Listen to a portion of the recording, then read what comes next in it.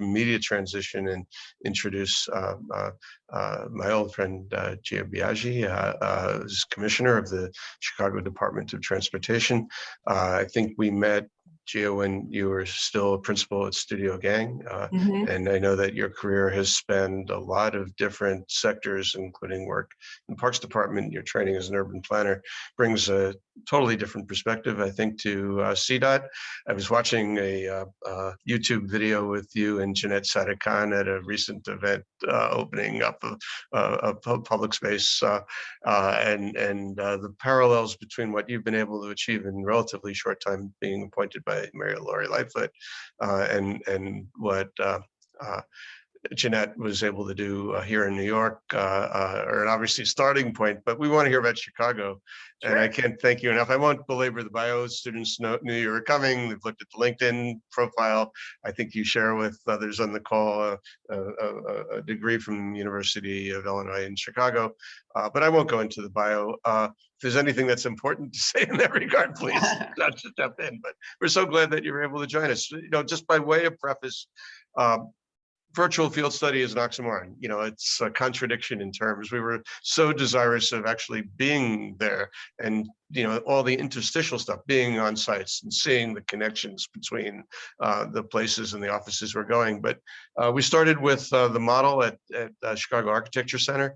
And Lynn begged off because she knew that her job was going to change imminently. I think it did yesterday.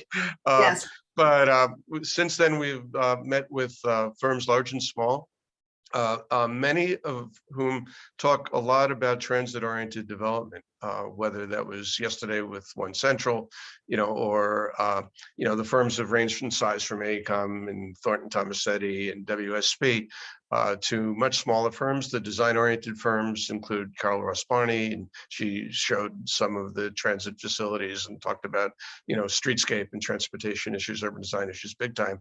And most recently, as you could see with Tim and Walker, we've been talking about the neighborhoods of Chicago and infill housing. Yesterday, Paul Tebben from Connects was the parallel speaker. That's the background. Again, we're really sorry we're not there in person, but as immersive as it could be, you're the closer. And I'd say, we have an hour of your time. Thank you very, very much. But maybe part of that's presentation and part of that can be an interactive discussion with students. Yeah, that sounds great. It's great to see you both, Rick and Feniowski.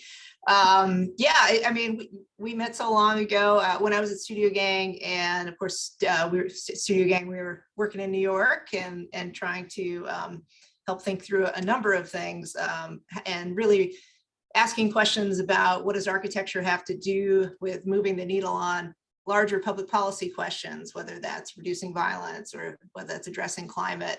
And I think that kind of mindset, really toggling back and forth between the architectural scale and the urbanism scale, is something that I've tried to bring to the Department of Transportation. So, one, delighted to be here. Thank you for the invitation. Anytime you guys want to come out in person, we're happy to host. And then you can tell me in more detail who you talk to, and I'll tell you, like, okay, here's what you really need to know about. Thanks. Anyhow. So I'll just get into it. May I share my screen? Yes, please do. And by the way, I if it's okay with you, we'll record this. And yes, for the students who couldn't be here, this is our vacation week. They'll get to see it later if that's all right with you. And all right, very good. No problem. Let me see. Thanks. If I can share this screen here. Okay, and then let me get I'll just put that up. All right, is that the right? Can you see my screen? Is it the single display here? Yes, we can see you. Yeah, okay, perfectly. Great. All right. So as you heard, I'm a commissioner of Chicago's Department of Transportation. So I'll walk you through a little bit about the department, and then how we are really trying to take on some of those bigger policy challenges that Mayor Lightfoot has set her sights on. And then some of the ways that becomes manifest at that granular architectural scale that I was talking about earlier. So you're not here, but these are just a few vignettes of some of how transportation intersects with our daily lives in Chicago. And the Department of Transportation, we sort of have our hands in quite a lot of it, whether it's helping to manage projects that design train stations, managing the city's bike share program and our scooter program that is returning. And then looking at, how do we build connections across neighborhoods? How do we really do the important urban design stitching that needs to happen that enables one neighborhood to seamlessly be connected to another, but also get people from where they are to those meaningful destinations in their life. And then what does that have to do with place, right? So often in transportation, we're talking about movement, and we should be, but we also have a lot to do with the quality of life in place. And so those two pieces together, I think, make up the construct of what we do at CDOT, as we refer to ourselves, probably the best acronym in the business compared to any other city. So just the numbers here, we have over 4,000 miles of streets, and we like to say that's 4,000 miles of possibilities. And when you look at the number of assets that we manage, whether it's, over 300,000 streetlights, which is more than there are in the city of New York by comparison to our miles of sidewalk. You heard from Carol Ross Barney probably quite a bit about the Riverwalk and the river. I'm the harbor master, which means I get a captain's hat and a bugle that's passed down for generations. But it means that we really oversee quite a lot of the landside work that's happening along our river. And then not to forget those interstitial spaces, whether it's our 2,000 miles of alleys and how those are really seams between blocks. And then thinking about almost 3,000 intersections that we have across our city.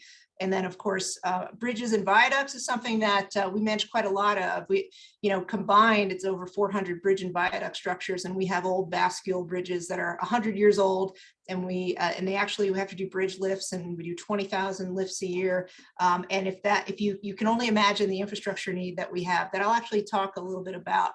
And so you get a sense of kind of the numbers and the magnitude of what we're working with. And when I think about the work that we do here at CDOT, it falls into a couple of buckets. And one is that mobility bucket, right? And looking at how all of these different modalities, whether it's bus or Uber or walking, cycling, riding a scooter, all of these things intersect literally at the intersection, but also in terms of how do we share the road? How do we put our streets in service of all of these needs that people have? And then how do we do that in a way that is not only safe and really reduces conflicts, but then also builds up our neighborhoods in terms of their urban design and quality.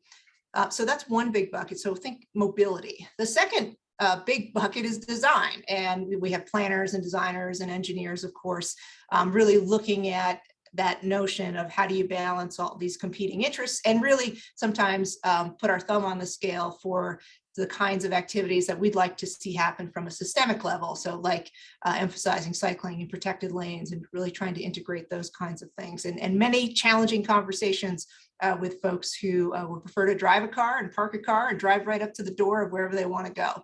And then there's certainly the very specific engineering work that we do here. That's the math problem, right? Once we've figured out the direction and figured out, what is the strategy we want to take, and then this is that sort of tactical work that we're doing, building that solution out. So that's that second bucket, which you call the design bucket. The third really is stewardship, maintenance, construction. These are activities that are happening all the time. So we are like a small construction company. We have about 1,300 employees here, and we do quite a bit of work in-house, but then we also contract out a lot of work. And, on the left, those are our crews, the building out, the 100th mile of paving from last year. And then in the middle, you're looking at some of the kind of asset challenges that we do have. That's a WPA street. Thanks to President Roosevelt for building that without underground or sewers, and often without sidewalks or curbs or lighting and all of these things. And that has sort of come home to roost. And so now we're rebuilding roads across the city that, are costing upwards of $800,000 a block. So you can imagine that challenge. And then on the right, you can see, those are our crews who are building out protected bike lanes. That's something that we're really pushing at what is hopefully an exponential pace to increase the number of bike lanes and bike infrastructure around our city. And I'll address that a little bit more later, or you can ask me a question about it. And then, so that last bucket, so that was, the one we just talked about was really maintenance and stewardship. And then I'd say there's a fourth bucket, which is really about activation and place.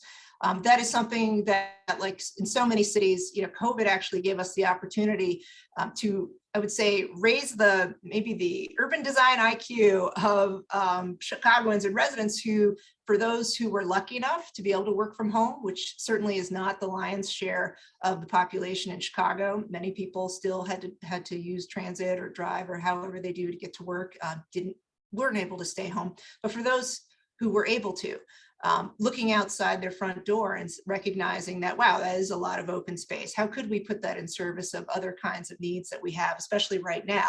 And so, we had our version of a shared streets program, which was really less about us saying, okay, we've decided here are the streets, we're going to pull the Band-Aid off, we're just doing this, but more saying, how do we engage with communities about what's happening in their neighborhood right now? Are folks interested in us repurposing the street for something like art, or for a place, or for some other activity that's more protected on their public way? And so we sort of went through a community-based kind of self-selection process and invited folks to tell us not only what they would like to see, but what they were experiencing. And then we followed through with very simple street closures. So part of that is sort of building up our relationships with communities at a block scale and setting the table for what we're now able to do, which is really take larger steps towards transforming how our streets are put in service of communities.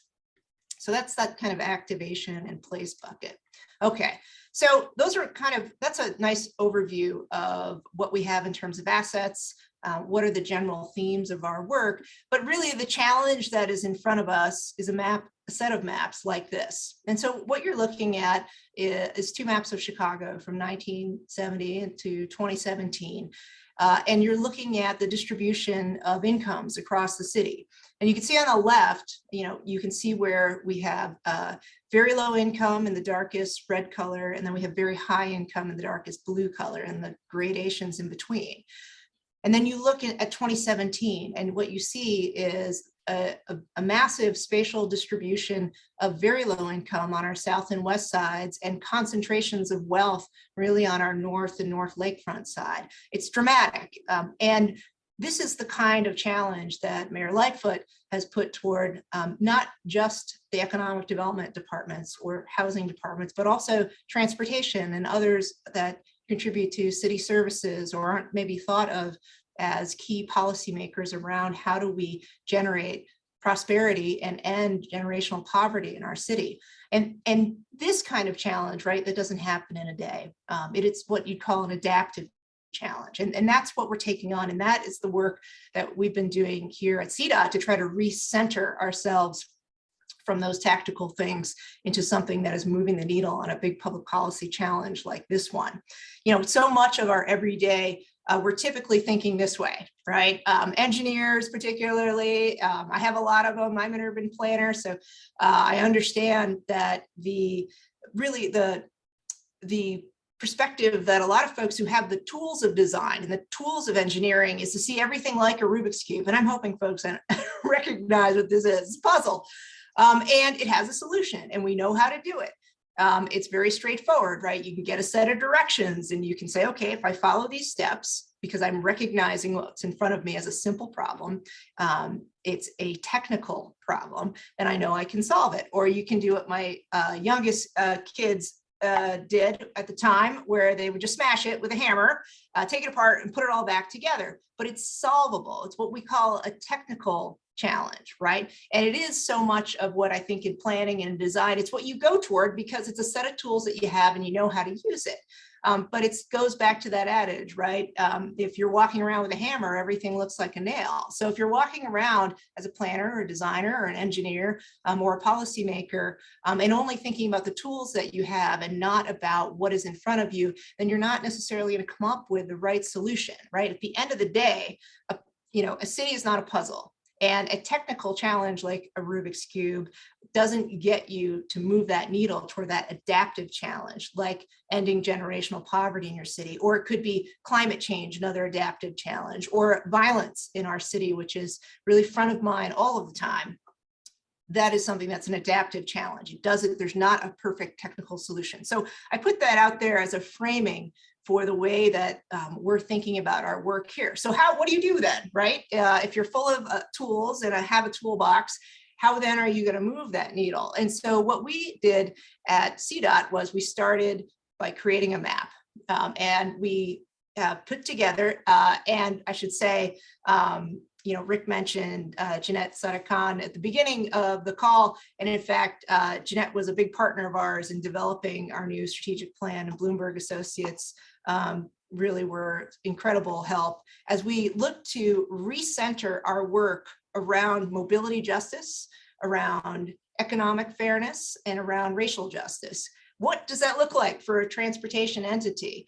And why would we do that? Because if we can think about our work, that whole sort of continuum from that kind of urbanist scale, that system scale, down to that tactical, technical, architectural scale, we have all of those abilities, but we have to have a path forward. We have to have a North Star, and the reset around mobility justice enables us to move that needle and trace it all the way toward some of these challenges that I mentioned, like ending generational poverty in our city.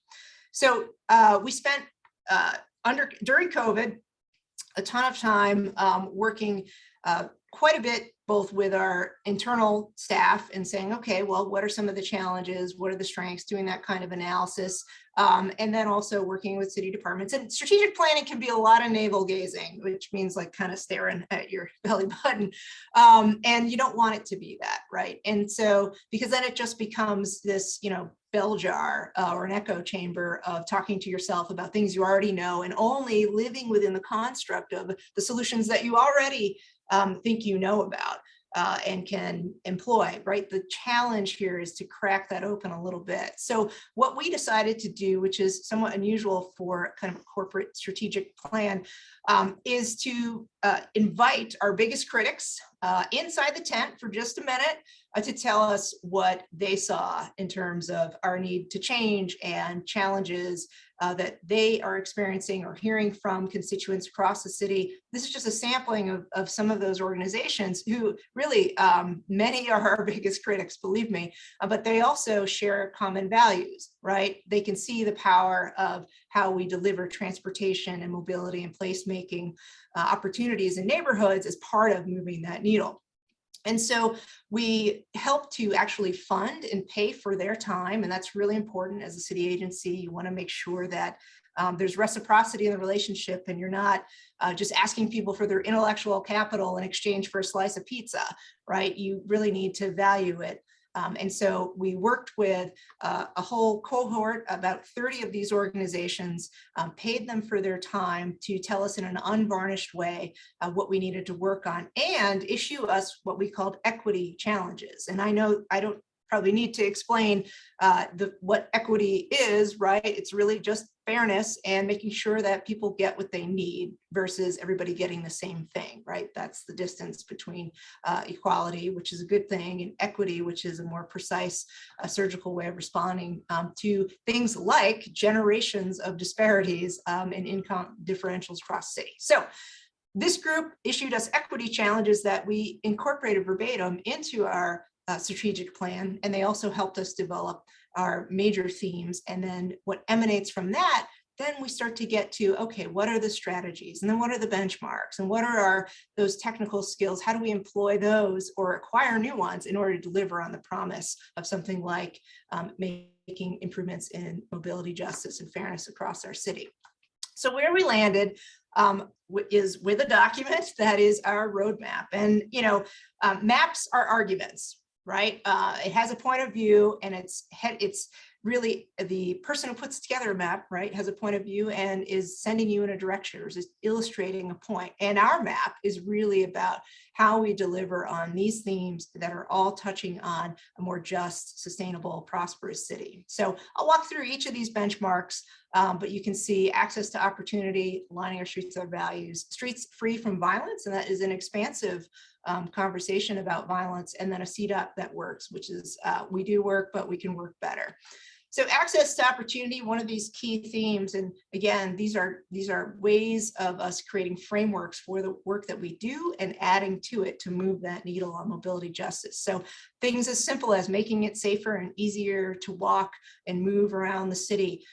Really, our efforts on making cycling safe and affordable are big ones. We have the largest bike share program, yes, bigger than New York's by geography, largest in the country.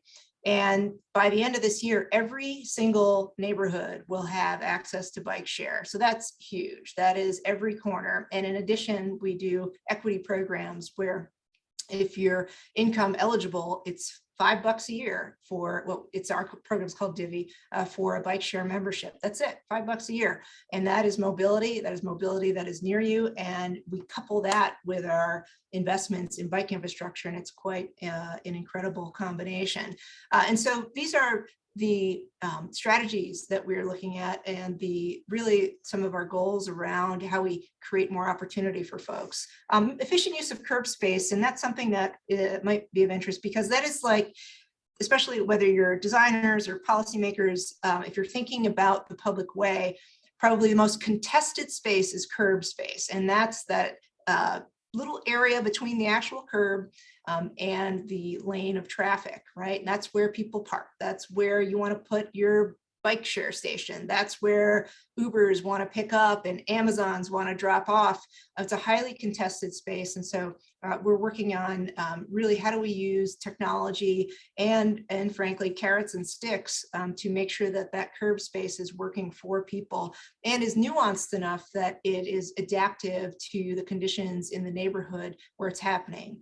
Because it isn't one size fits all, at least in Chicago neighborhoods. And aligning our streets with our values is really a fundamental way that we start to prioritize equitable outcomes. And I'll talk a little bit about how we're operationalizing our choices about where we make capital investments through a lens of equity. And then this is also where, of course, we want to bring our infrastructure into a state of good repair, mitigating the impacts of freight. That's a big issue for every city. And, you know, we're really the hub of freight in the country. That's why Chicago was founded and designed and is where it is. That train line from Chicago to New York, if you read Cronin's Nature's Metropolis, it was fundamentally transformative for both cities and for the nation as a whole. That infrastructure is still here. How do we manage, you know, all of the major train lines and reduce the impacts on communities is a huge challenge for us.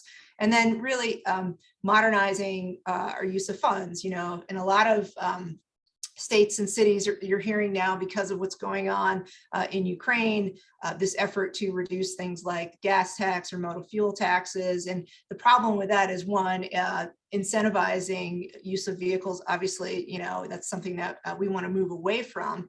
But it's also some of those motor fuel taxes and gas taxes, those actually pay for the maintenance and development of our roadways. And so we're sort of burning the candle at both ends in a lot of cities and states right now that are reacting to the oil markets. Streets free from violence is an important pillar of our strategic planning. You know, we're in a city that has experienced outsized levels of violence. We have a really dialed sense of where violence happens and understanding why it happens. But when you put it all together, right, it's one of those adaptive challenges. There isn't any one thing, but there are lots of ways that as a city and as a city department, we can pitch in and we can really add our tools and our thinking about how do we create communities that feel safe and are safe. You know, with transportation, it often starts with Vision Zero, and that's something that's probably familiar to folks on this call, which it's an international movement to reduce fatalities and serious injuries from traffic crashes to zero. But what we know, especially during COVID, as you removed a lot of cars from the road and people weren't traveling, that actually speeds went up, crashes went up. It started with fixed post crashes, and then as people came back to fixed posts, like hitting a stop sign, hitting a movable object, because there isn't that congestion to slow people down, or maybe there isn't enough of pedestrian safety kinds of built improvements. Nonetheless, we've seen it exponentially across the country. And so part of our goal is not only to sort of elevate the conversation around Vision Zero, but use that opportunity when we are working at a 1 foot level in communities, walking the streets and saying, how does this feel? Here's what the data is saying, but that we're also attuned to the fact of life in many of our neighborhoods that folks are experiencing violence. And so part of our role too is to put placemaking and changing the built environment in service of reducing violence, and whether that's traffic violence or gun violence. And quite a lot of that, and I'm sure your professors can talk about, and we've experienced, is that when we make positive interventions in the built environment, when we get communities engaged in designing neighborhoods that are welcoming and inviting and great streetscapes and places to sit and tree canopy, all of those are pieces toward creating safer communities, toward reducing violence, that there's an exponential benefit, and that is part of the role that we play. And then the last big pillar in our strategic plan is around just being a department that works, right? And it's not maybe the most interesting one to folks who don't work, let's say, in a department, but it's absolutely critical for us to be functional, that we are a great place to work, and that we improve our bureaucracy every day. One key piece of a CDOT that works is really nurturing our community and partner relationships, as I mentioned, with that cluster of groups who helped influence our strategic plan with equity challenges and really calling us out on past activities and hope for future behaviors and investments. That group, which is called now called the Transportation Equity Network, is part of an ongoing relationship building that we're doing. And I think in many city departments, the community relationship ends up being project dependent. When there's a project, then everybody shows up and you want people to come out or come on the video call, and you check the box and you had your set of meetings, there was some dialogue, and then that influences what happens. But community relationships really need to be thought of as longitudinal. And so this theme is really about how we begin to nurture those relationships in a way that when there is a project, we already have some trust. We already have a relationship. The speed of trust is very slow. And so to try to build it up in a moment in order to get a project done, often, leaves everybody unhappy. So partly what we're trying to do is create a way of keeping those relationships incubated all year long. And then when there is a project in a place, we have a network of folks, a little bit of trust, and that helps us, as long as we are doing our job of listening really well, and allowing folks to make decisions, really empowering folks where we can on projects, meaning folks outside of our organization. That's where we can build that long-term trust that will enable us to work together better if there's a crisis, but really get projects to a whole other level that are better than they could have been otherwise. Okay, so the last piece on the strategic plan is that one, we drilled it down to details of what are the strategies, particularly what are our 1 and 3 year benchmarks, and then we published it. And part of that is accountability. And so now folks in the city, what we're working on, what we care about. It's responsive to community-based organizations that care very much about things like mobility and placemaking and violence. And then we're telling you how we're doing. It also is transformative for an organization to have that same roadmap, to know where we're going. And so that has been the work really of the last 2 years to get us to a place where we are ready for who knew it was coming, for things like a federal infrastructure bill. And so, this is something that, we'd already been working on. We have about $4.5 billion in just basic needs. So things in poor condition that need to get to fair or good. That's really just a floor in terms of our need. Overall, to get everything where we'd want it to be, it's more than twice this number. But without knowing there was going to be a federal infrastructure bill, about almost 2 years ago now, right? About 2 years ago, we actually went it alone locally to get about $3.7 billion in local money, which is really unheard of here, for transportation and city projects like facilities and other kinds of less glamorous kinds of projects. And so right now we have about 1.1 billion here at CDOT. We're in year 2 where, we need to have most of it spent or really booked against real projects in the next 9 months. And then we'll be going back to the city for more. So what you need to know is we usually are floating around 700 million to about $1 billion in capital. This was another $1.5 billion on top of that, with more coming. And then there was a federal infrastructure bill where Illinois will get about 17 billion of that. It'll be divided across, $1.5 billion for bridges and, $4 billion for transit and airports and buses, that kind of thing. So we hope to get our fair share of that as the largest city with the most stuff. But so then the question is, right, if we think back, how are we moving the needle again? We had to come up with a lens for making decisions about where we would spend those capital dollars, and something that was just beyond what we call state of good repair, which every transportation department in the country can tell you what state of good repair is, which is worst to first, assess it, find the worst, fix it, independent of where that project is necessarily or what the context is in that neighborhood. So we developed a new index called the Mobility and Economic Hardship Index, or MOBEC, Mobility Economic. And what it is a combined index that is looking at 2 things: mobility hardship and economic hardship. Now, economic hardship is what you think it is. It's percent overcrowding, it's households living below the poverty level, it's education levels, all per capita income, those kinds of things. So where are the most challenged communities in that regard? But then we aggregated that with mobility hardship, which is really 3 things. Mobility hardship, it's time, it's money, and it's difficulty. So in terms of time, it's looking at how long it takes people to commute. Well, how long are commute times? Where are the neighborhoods where people are commuting the longest? And then it's looking at who is spending the most money on commuting, right? So whether it's it's usually a car, you're paying for your car, and you're paying for the insurance and paying for gas. Where are people spending the most money trying to move around the city? And then it's where is it most difficult for people who have disabilities, or where's walking more difficult based on the condition of sidewalks, high percentages of populations with disabilities.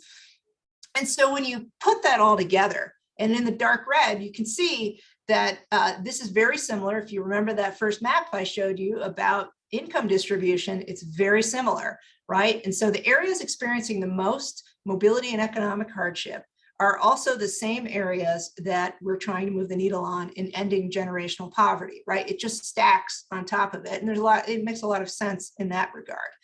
And so in the dark red, those are areas that you get points as we're planning our bridge program or our resurfacing program, or where we're going to do bike lanes and that kind of thing, that when we are evaluating the projects, we are evaluating it and really putting our thumb on the scale for communities that have that historic mobility and economic hardship. I do want to point out we have these little lines in blue on top of the red areas, and that's part of a larger initiative by Mayor Lightfoot called Invest South and West, which is really that same kind of premise, but it was focused on neighborhoods that are experiencing the highest levels of poverty in the city, right? Again, back to that map where we selected 10 communities, 12 commercial corridors to really double down on economic development. So it's all right, it all starts to stack. And this is how you start to move the needle. Then you have to get that tactical stuff in play and specific. So on the left, for example, that's how we evaluate every single mile, foot, inch of roadway every 3 years. We film it all and we compare it apples to apples. And so what you're looking at with the green and the yellow is how we actually rank streets. And so we know which ones are in poor condition, we know which ones are in fair, and which ones are in good condition. And that is how we drive the physical assessment part. So we have our mobility and hardship index. It tells us where we need to focus. And we have within that exactly exactly where, down to the block, the 1 foot level of what's in the most need. But what you have to add to that is the image on the right. And what you're looking at is a sample from some of our Vision Zero work, where in red is highlighted where we have high crash corridors. That's what the data is telling us, right? We have it all day long. This is where people are getting into crashes, where we're seeing injuries and fatalities. And then in the blue dots are actually where people are observing dangerous pedestrian situations, dangerous traffic situations, where we've sent out folks, okay, stand here, let's observe what's happening in this neighborhood, right?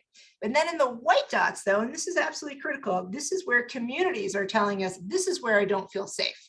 This is where something is happening. And it's that confluence of data, right? From the systemic, mobility and economic hardship, to the state of good repair that we know, that's the image on the left, then to this somewhat more qualitative, but like very intersectional data that's picking up local lived experience. All of that combined, that's how we make decisions about where to spend those billions of dollars that are coming. So I'll sort of wrap it up from here, but here's what that starts to look like. This is from our lighting program, where now Chicago has the largest, smartest lighting program in the country. So what does that mean? It means that over 280,000 of our light fixtures have been changed out for smart lighting, which has a node that actually tells us when that light's out, whether it's daytime or nighttime, sends it to a centralized system, turns it into a work order, shows up on an iPad, machine learning routes our crews. So they're picking up all of the, in a logical way, all of the repairs that need to be made. It tests an entire circuit. So for lights that you can't see, or an alley light that that's out, no one's paying attention to, it will tell you. And then we can close out work orders in the field. This was a massive 4-year project that we just finished, and it's already cut our city's electricity bill in half. And it will save the city of Chicago $100 million over the next 10 years, $100 million. And that is, think about this. This is that systemic change, right? We're looking at the entire system. We're creating this infrastructure to both fix it and manage it. But at the 1 foot level, this is a dramatic improvement in people's lives. These are new poles. These are new lights. They're directional. They help you to feel safe at night. They help to light up areas that folks would not have been comfortable walking. It adds to that big picture, but it's that 1 foot scale improvement in someone's everyday life.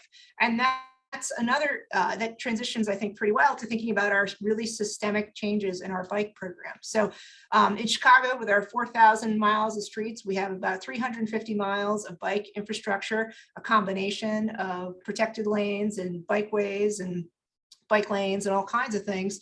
And we're matching that, as I said earlier, with where we are building out our bike share network, but we're also doing our community planning in a very granular way. A lot of cities, and we've been one, we focused a lot on commuter routes. How do I get from where you are to work? How do we get you on those major or minor arterials commuting back and forth? But in Chicago, we've done all the easy stuff. We're now into the hard ones, the arguments, the really difficult moving parking, that can feel like a third rail, God forbid. But now we're at this point of looking at how do we create community cycling networks? That is, yes, we want to get you to work, but we want to build a culture of cycling in our city. And so that means winning hearts and minds. And the way that you do that is by creating easy ways, comfortable ways, low stress ways for people to move around their neighborhood. And so our bike planning has shifted from where it had been, which is only hearing from bike advocates yelling at me, and they still do, oh, you're not doing enough, you're doing it the wrong way, and et cetera, to saying, well, let's talk to folks who care about housing. Let's talk to folks who care about commercial development. Let's talk to, Mrs. Jones, who sits on her front stoop and knows her street better than we do, who can tell us how we could make cycling meaningful, getting to the grocery store, going to school, cycling with your kid. Those kinds of networks are what we're building up. And so these smaller nodes will then be connected by the larger systemic improvements we're making. That's how you make that change and lift all of that up. And then, just about wrapping up, we're doing a ton of placemaking work too, right? So we talked about systems of movement, we talked about nodes and connecting things across nodes. And then what does that mean in that, that granular way for place? And so we've been, whether it's through our outdoor dining program that has really transitioned into longer term improvements that will stay, and bringing in architecture into that, to allowing the public way to have a much more liquid kind of palette, right? To be a canvas that's a lot more liquid. So where what we can do on a vacant lot can actually stretch across the intersection, can be transformative and be these tentacles that change the way people feel about their neighborhood, that invite people, that are welcoming. These are somewhat surgical interventions, but they're connected as a system to improvements we're making all over the city. So last, I wanted to just finish up by talking a little bit about our Open Boulevards program. In Chicago, we have 24 miles of boulevards. It's as long as our lakefront, which is also about 24 miles. And these are wide roadways, and at the moment, fairly underutilized park spaces in the middle of them. And so one of the things that we did last summer was create opportunities through our street closure program to close miles and miles of our boulevard system, but to do it in a way where we worked with community-based organizations, churches, and nonprofits, and just neighbors to create the conditions for a park, basically, in the roadway for successive weekends. And that's nothing, a lot of cities are doing this. I think what's meaningful about the way that we're doing it is, one, this is on a pathway to a larger reinvestment in this very fundamental part of Chicago's bones, its boulevard system that CDOT happens to manage, not the Park District. And so it's a real opportunity for us to create a platform for folks to reimagine what can happen in the communities. But the picture in the middle is from Independence Boulevard, which is on the west side of the city. And it's in a part of our city that has some of the most violent areas in the city. It's some of the most violent. And, really in Chicago, we know down to the block where for the last 5 years, the most shootings are happening. And this is a place in the middle picture that is experiencing that. And so we worked with the local councilman and some churches, and Stone Temple Baptist Church, which is where Dr. King preached from when he was in Chicago, to say, okay, well, what could we do? I can close the street anytime you want. How could we make this meaningful? And so, we put up the barriers, we worked with folks, and we made it really DIY. You could just roll out a table. You could just meet your neighbors. We did it on a couple of Sundays. And I was talking with the pastor at Stone Temple Baptist, and she said, we try all the time to get kids to come out to, experience Boulevard or to come out of their homes even. But the neighborhood it's so violent that we never get kids out here. And what you're seeing in the middle is kids out there in the middle picture here, where, all we did was we threw a bunch of roller skates on the street, a bunch of bicycles. We just closed down the intersections and turned off the traffic signals. And, according to this pastor, for the first time in like 2 years, you actually saw kids out on these streets playing. And so I think that is the power of being able to think systemically and act hyper locally, but in service of what others define as what could be meaningful for them on their streets. And so I kind of leave you with that. This is a picture of our walkability assessments that we do with communities. And this is where we always need to be, right? The nature of a city is changing. The tools that hopefully our toolbox is expanding. Hopefully we're getting smarter about how you put that in service of what people need and want, in understanding that streets are moving toward being a temporal thing, right? What happens from 9 to noon maybe is different than what should happen from 3 to 4 on that street. Maybe it could be positioned as this changing entity that though continually expresses the character of the neighborhood that it's in. So I'll stop there. That was a lot, but thank you for the opportunity to share a little bit about what's going on in Chicago from transportation, and I'm happy to take some questions. Phenomenal presentation. Thank you. Thank you so much. There's so many strands of what you were talking about that I know I have questions about, and I think the students will as well. But I'd like to jump in with something that is maybe part and parcel of the thinking systemically and acting hyperlocally. We've been seeing in other cities, obviously cities learn from each other, but cities as far afield as Barcelona with super blocks. We did our last virtual field study in January and heard from Jose Maria Sciaga, the former planning director, about his take on what Barcelona was doing, saying that in Madrid, well, maybe we just close the smaller streets, the neighborhood streets, leave the boulevards that surround these manageable quarters and create, through a more of a shared street program, a sense of a local identity. And all this sounds so great on paper, and you see it working in some places, but in cities that have significant economic disparities, when you talk about a 15-minute city and the resources aren't already there or easily duplicatable, libraries, other public amenities. I'm just wondering how that translates into the issues of social justice, mobility justice, reinforcing local control when there are decades, a century more of economic deprivation. How does that play out in Chicago? Yeah, it's a huge challenge. And I think, there's Chicago and a ton of cities, right, that have blocks with the same kind of character, maybe not so much in its physical character, but in the social and economic character to it. So there's a couple of things.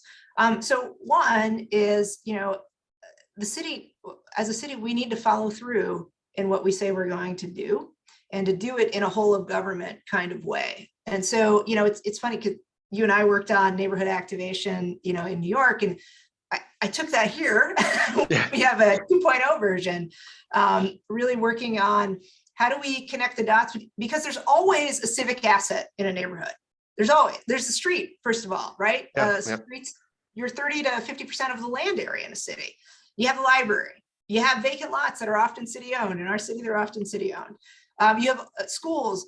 And so I think what we try to do here, and it is really thinking about that model of neighborhood activation, is how do we as a city create a container where we can help be a platform for communities to talk about neighborhood change, but then also we have to follow through on the investments and scale it up over time, right? So, we have a neighborhood in West Garfield Park, and I should say there's a super interesting set of data where it's like 5% of the blocks in our city experience 50% of the violence. It's down to, it's that granular, we know, and it's been the same for about 5 years, right? So it's just really interesting that, spatially there haven't been that movement. So that's where we bring our attention. And so what we've done there is to say, okay, well, let's create a process for communities to talk about what their challenges are. And then we bring the resources that we can, but then we have to co-design what does the future look like? And we can't walk away. I think that's the other thing. Like I talked about building trust, and cities, we're pretty good at like, one and done. There, I put up a new intersection. Yeah. Let's move on to the next neighborhood. And I think that is the challenge. There's also the nature of government, right? Where it's sort of operating with urgency and patience at the same time, right? And it's the urgency of being in the right place, of being willing to create a way for communities to make some decisions across that engagement continuum, right? There's the inform side. We tell you, here's what's happening, but there's empower. That's also saying, here's some decisions that you could make. In the middle, sort of engagement, like, okay, well, there's some things you can decide and we should decide, that sort of thing. And we're too often on just the inform side, but then we also need to be honest about that but toggle back and forth. And so in these projects, it's sticking around, it's helping prove out that, see, we're in it for the long term by continuing to make those improvements, not walking away after that first year investment. But it's also, actually the last thing is making sure that all of the tools that the city can provide at least are on the table, which is the economic development from the planning department. It means getting neighborhood housing services or whoever. Yeah, you're operating here too. Let's talk with each other about what we're doing, because we have to. I feel there needs to be both a physical connection between the assets. That's ought to be as much as it can hand in glove with the programmatic interventions. We find that Years ago when I was at the Park District, we looked at how much investment towards social services was going into those South and West Side neighborhoods. And it was like $5 billion. And yet we weren't seeing the needle change because it's going a lot of different places and it's not connected, or people don't know what others are doing, or a kid leaves a park program and is off in the church program, and we don't kind of know what happened. And how do you create that adhesion across agencies and other services? And the last thing I would say is also the way you make that work in neighborhoods that are experiencing despair is, you really have to, make sure that people are at the table who aren't typically there, right? It's constantly saying, who's not in the room? It's that if you raise a tent by the pole in the middle, the people who are always there, great, the tent goes up. But if you raise it by the margins, people in the middle do fine. And then everybody gets in. And it's that mindset of saying, who's not in the room, who has stakes, but no power. And I think if you push yourself to make sure folks who fit that bill are in the room, you'll get that kind of long-term change. But anyhow, that was a lot. Great answer. I'm going to ask one more question, turn it over to the students, and Faniaski, jump in when you want. But the curb space conflict that you raised is certainly very important in every city. You see it in New York all the time, and conflicts between local residents who want street parking and the need for bike lanes, protected bike lanes. And it's phenomenal what you're doing. And then just how, Amazon drop-offs and Uber pickups, as you mentioned, compete. Everybody isn't always in the room at the same time, but stakeholders have different interests that are in some cases mutually exclusive, hard to reconcile. How are you doing it? How do you reckon? Yeah, it's tough, right? It's you're constantly making lemonade, where you're like, I got lemons, get a bag of sugar and some water, and let's try to get the composition right. I think we're in a very interesting moment though, where everyone's kind of jostling for position and we're still trying to figure things out. LA is actually doing a lot of really cool work on digitizing the curb lane in a way that and we're learning from them, and we're going to try to accelerate that. In how can I use technology to help mitigate some of those conflicts, whether it's Amazon knowing that you can't deliver in this zone, and I can issue your company a ticket, not just the driver, because I know we can have cameras or whatever it is that tell me you're parking in a no loading zone, those kinds of conflicts. Yeah.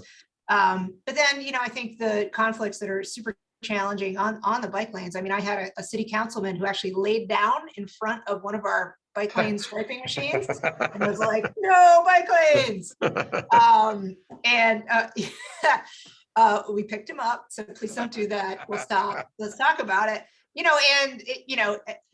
Part of the challenge is, he felt like he wasn't being heard. He felt like his seniors weren't being heard. And so we stopped, we reset. And now that bike lane is in place and nobody's mad about it. And so I think that it's a constant repositioning. I think the challenge is to make sure that we keep our values in check, which is is the most vulnerable population being served here, our residents being served. But yeah, especially with the delivery companies, it's super hard because they just like to park in front of the front door. They don't care where that is. And I've gone into grocery stores like, who's the manager? How's this Coke truck parked? Right, you're in the middle of the intersection. And what we learned is they just build the ticket into their budget.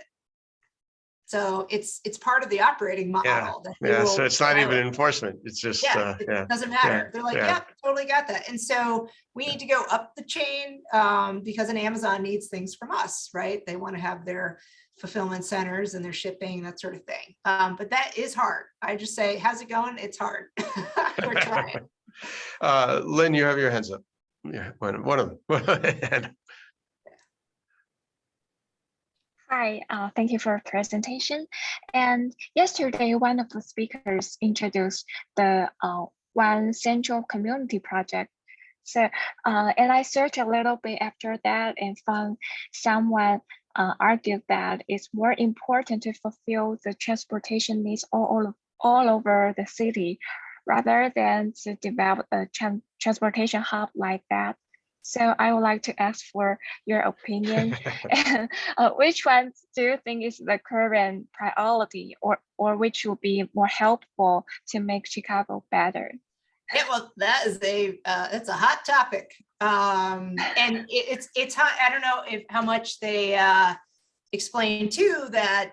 So right where they're proposing a transit hub, which I think it's arguable in terms of its need. It's probably being oversold in terms of its need, but that we have our NFL stadium right next to it, our Chicago Bears stadium, and the Bears have said they're leaving. And so now we have a stadium that needs a tenant, probably needs to get rebuilt. That is a major revenue source for our city. In particular, it's owned by the Park District. It pays for park programs like those Bears games. And so now there's a lot that's unresolved in terms of what to do with the whole museum campus that would have a big impact, right, on what One Central does. And they want to build an entertainment district. And we also, for context, we have a casino process underway where we are able now to put a casino in the city.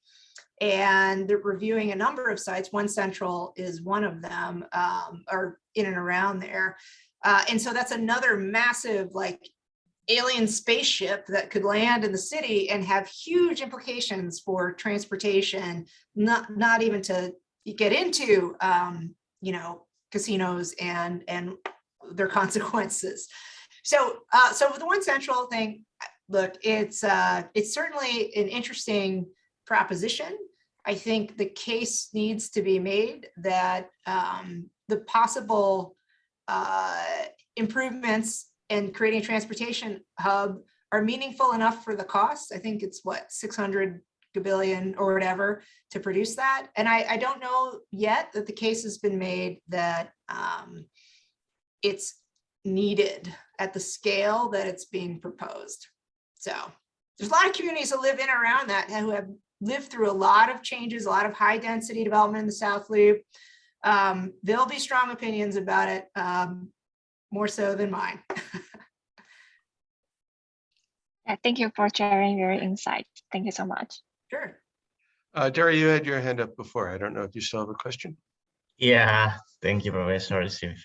Hey, Jay, thank you for presentations. And just a quick questions about the ride-sharing companies such as Uber, Lyft, Grab.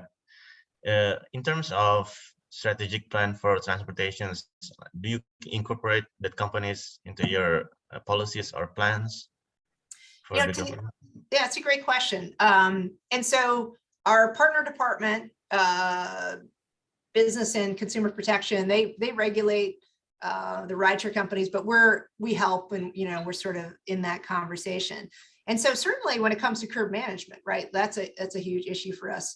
We acknowledge it. It is a form of delivering transportation, but where we try to evaluate is at what cost. We really want people on public transportation, which we wouldn't include that in that bucket. It's a modality, but it's not the same as the train, of course, and the bus, or even bike share.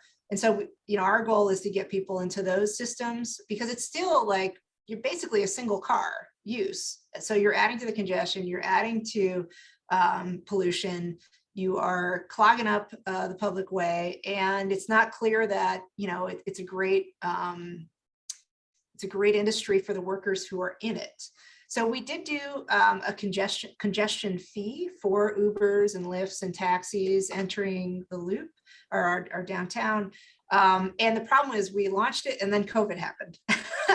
And so there was no congestion for a long time. And so we're now starting to bring back some of our studies of how that went in terms of a congestion fee, and then figuring out, okay, well, now that people are working a 3-day work week, a lot of them who used to come to our downtown, what does congestion pricing even make sense in the future? Or are there other ways of helping manage that that we should think about? So, and I'm not, the mayor would be mad, but I don't think congestion is such a bad thing.